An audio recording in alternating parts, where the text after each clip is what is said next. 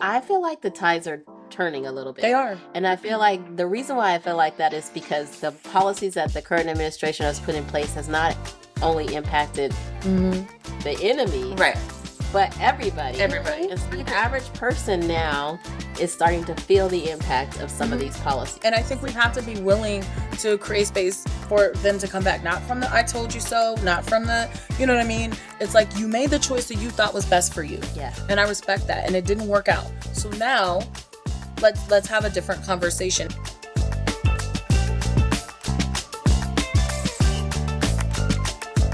Welcome back to Around the District with Dr. Raquel Rockee Armstrong.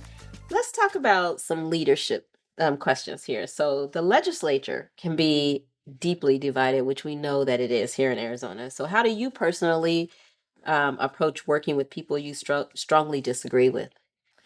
I think it's about finding common ground, right? And so I think, all legislatures' role is to represent their people, right? And so ultimately, I think, most people care about, as we've seen, they care about affordability. They care about being able to raise their kids. They care about ensuring that they can live a quality of life, right? Now, that may mean something different to different people, but it's figuring out how to drill down to the carrot of where do we agree on these issues, and then how can we frame it in a way that serves more people. And I think when we have those kinds of conversations, we can move the needle further. I know, in this deeply divided time, many of us, we don't want to give an inch, right? Giving an inch is seen as if you don't have a backbone. Right. But for us to be able to actually serve our people, we're gonna have to make some sacrifices on both sides in order to move the needle forward. And I think it starts with those common conversations. It's the dirty word of compromise that nobody wants to use anymore for whatever reason. How do you Absolutely. feel you stand out and can win in a pool of Republicans in your district? Absolutely. I think because, I'm the person, so I have a very unique background. While I'm a lifelong educator, I do have a partial business background. I have an MBA. I've been in different spaces and I really see things from the perspective of an entire pipeline. And so it's actually being able to speak to the needs of people. I think that while, some of my opponents, they have very different experiences, are very isolated. Some have served in government a very long time. People want something new. Some have been in the nonprofit space their entire career, doing great work, absolutely. But really understanding and drilling down to the needs of people, that's been my life's work. And being able to speak to that and make sure that those voices are amplified, not just the loudest people in the room. We know the people who aren't being served are the ones who can't even get in the door, right? And so it's making sure that those voices are brought to the table. It's not about me as a legislator. The title says representative. So my job is to represent all people, and they may not always agree with me, but it's knowing that they have someone who's going to listen to them and bring their needs to the table. I think that's very much key right now, that people want to be heard, because bigger picture, people aren't listening That's to right. what the basic needs of Americans are. They're just pushing their own agenda, which is crazy, right? Yeah. So Arizona, from what I know about the legislators, very, very divided. And on the Republican side, they appear to be really MAGA. A lot of them, not everybody, but a lot of them. And so when it comes down to issues, they want to stand on the side of what's right, like leading all the way up to the White House, like what the White House wants. So I know you said conversation earlier was going to be key. Do you feel like you can make an impact there because you're going to be diverse, diversity of thought, and you're on the younger side? Yeah. So how would you sort of bridge that gap with the legislators we currently have? Absolutely.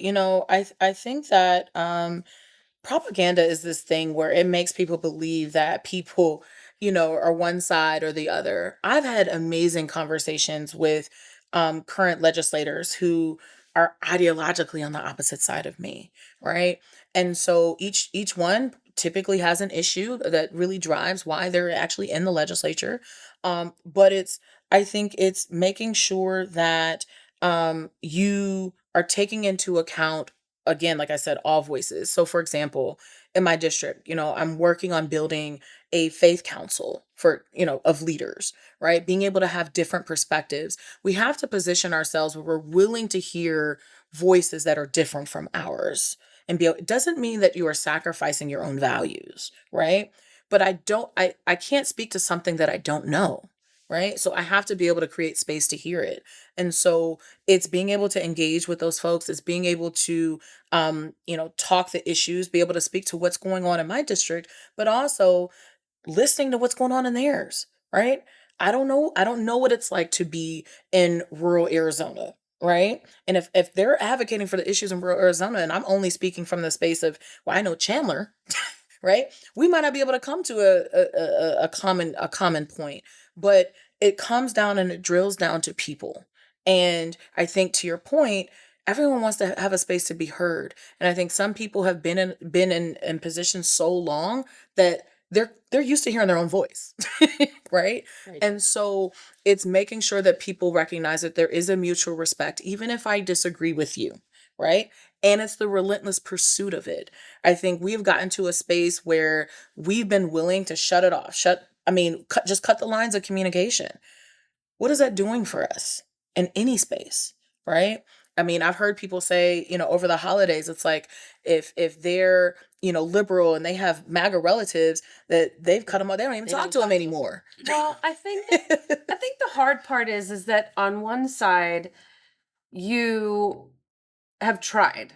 I feel like on the liberal side or the Democratic side, you tried. We tried to compromise. And like, let's say, for instance, with just this Democratic shutdown, with the promise of, putting the ACA on, for a vote. We all knew that was going to happen. We knew it wasn't going to happen. We all knew it wasn't going to happen. So it's like, we're tired of it. We're tired of it.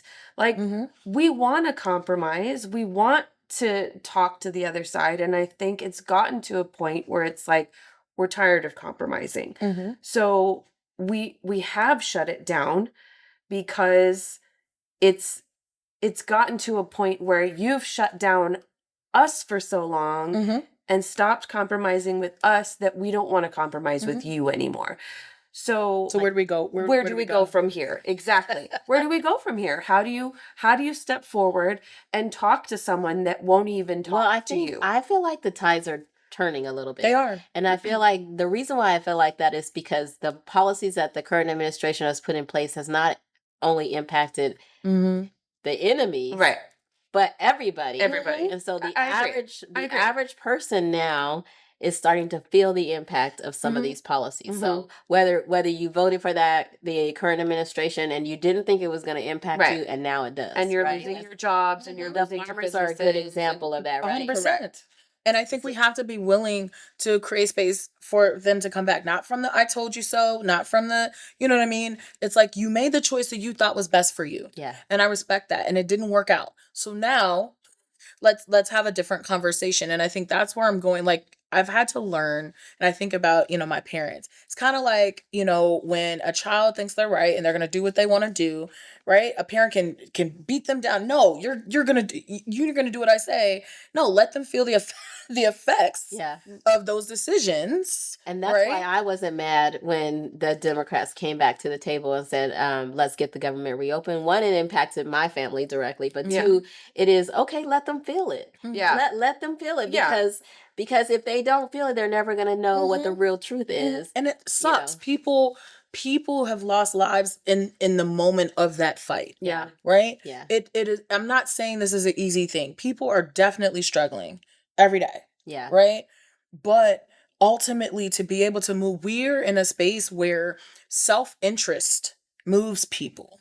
If it doesn't impact me, I don't see the point. So in order to be able to get people to move, to get people to see the perspectives that you're bringing forth, it has to be real for them. Yeah, it has to. They have to feel it. Yeah. So to your point, I agree. You can't really cut people off. Like, I'm not going to talk to you about it anymore because that's a dead end.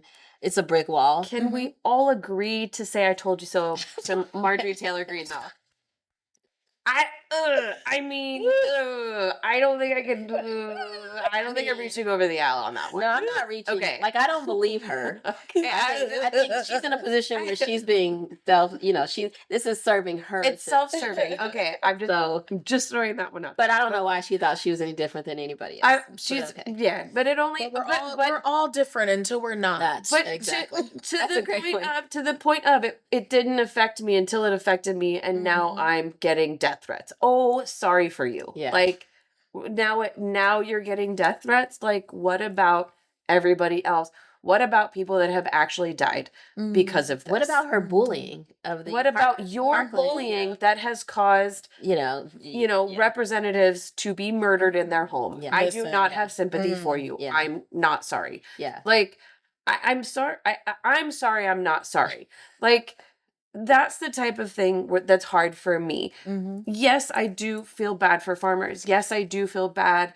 And I don't want to say, like, no, I'm not going to reach across the aisle. But for that type of thing, where it's like you are doing something self-serving because it impacted you, but you did so much harm and Yeah. hate for so many people. And the only reason your tune has changed is because It impacts you. it impacted you. Yeah. I do not feel bad. Well, Just lesson learned for a lot Yeah. of people, right? Yeah. Usually they see things a little bit differently. Yeah. I want to ask you a question that just came to mind, because in the Arizona state legislation, there are 2 minorities. 2.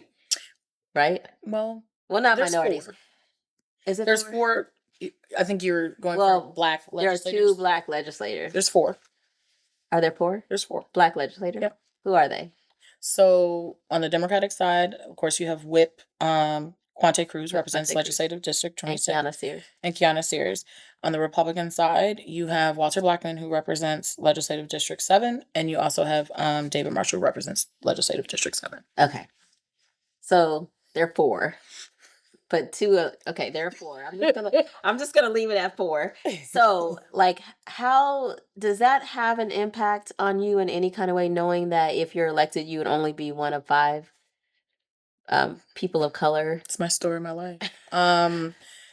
No, I mean, one, I think it's important in the sense of I recognize what this race represents to the youth that I engage with every day, the students that have, reached out to me at ASU, to, folks who feel like, especially people who are native to Arizona, who've been here a very long time, generationally, who've seen the evolution of the state. It means a lot.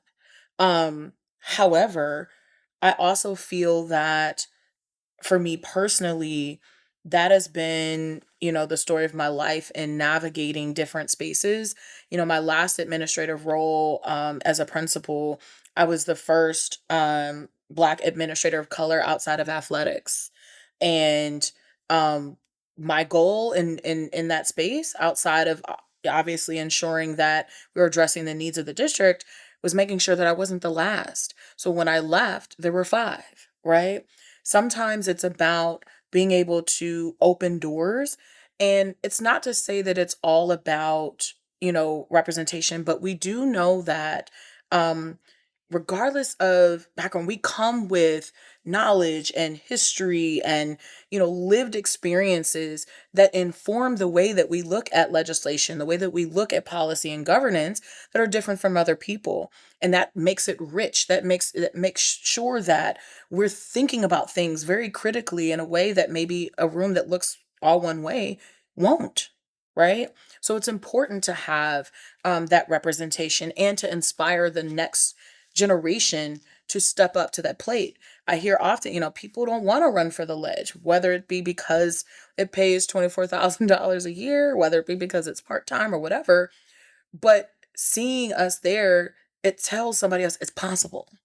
I don't need to be a billionaire to be a legislator. That's what it says, right? So it's really important. And I think too, you said something that me being African American as well, a lot of times policies aren't built or made to support the communities of people of color. Mhm. They're just not. And we're just Mhm. being real about that. That's been Mhm. both of our lived experiences, right? Where in any role we've been in, we've had to work harder, fight Yeah. harder, whatever, just because of the color of our skin. no matter how educated we are. And Black women seem to be the most educated in the nation. So I feel like representation matters. And that means, to your point, other people, younger people, seeing that there's a voice at the table. Plus, there's a diversity of thought. And you can speak to the needs of a different community, which if it's all one way, you can't. So if you are elected, how would you stay grounded? That's a good question. I'm a relationship person, right? And so I think it's continuing to leverage the networks and communities that I have. They've allowed me to get this far. I wouldn't be here if it wasn't for the various like communities I'm part of, whether it be my sorority community, whether it be, shout out to the tobacco tax, my cigar community, whether it be these different spaces that nurture and pour into me every day.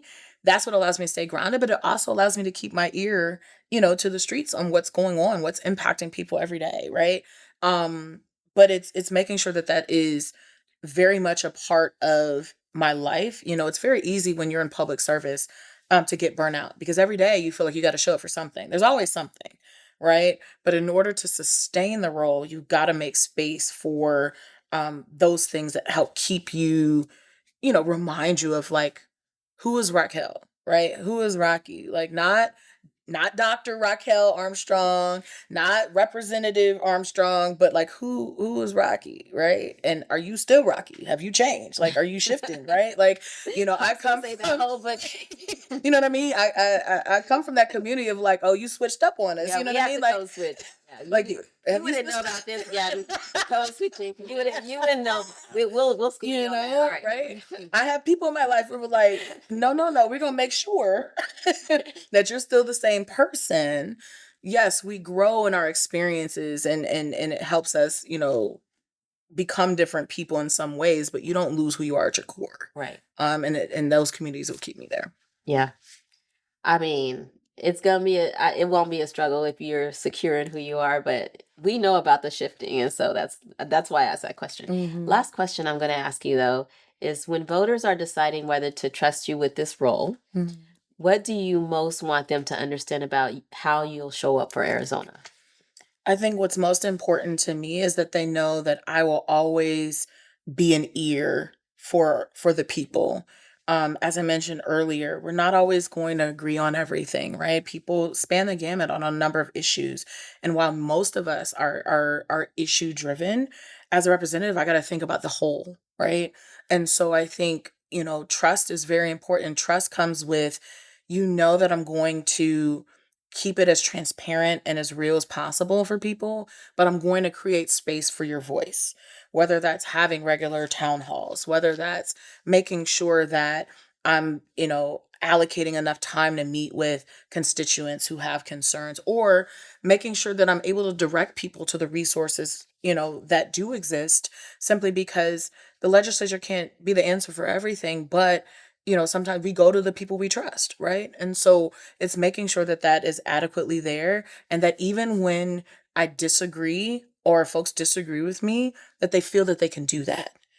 Because a lot of times this feeling of not being heard is because there is a disagreement, and frankly, people in positions of power leverage their power over people they disagree with and shut down those voices. And that's not democratic, right? And so it's making sure that people have that space. How do people find out more information on you? So if there's like your website or social media. Yes. So I am Rockee for AZ on all platforms. That's ROCKEE, the number 4, AZ. And I am on Instagram, Facebook, Blue Sky, X, I almost said Twitter. And also my website is rockee4az.com. Right on. And we will have all those listed in the show notes as well. So thank you so much for coming on the show today. This was an awesome interview. We really appreciate you coming on today. Good luck. Thank you for having me. And good luck. Yeah, definitely. So we had Dr. Raquel Armstrong, Rockee for AZ. This has been Around the Districts podcast. So please share, if you have any comments or questions for Dr. Raquel Rockee, please go ahead and share that with us. We'll share the show notes. Follow us on Twitter, and all the things you do on whatever, all the media. platforms, social media. We love it. Thank you so much, and we'll see you next time.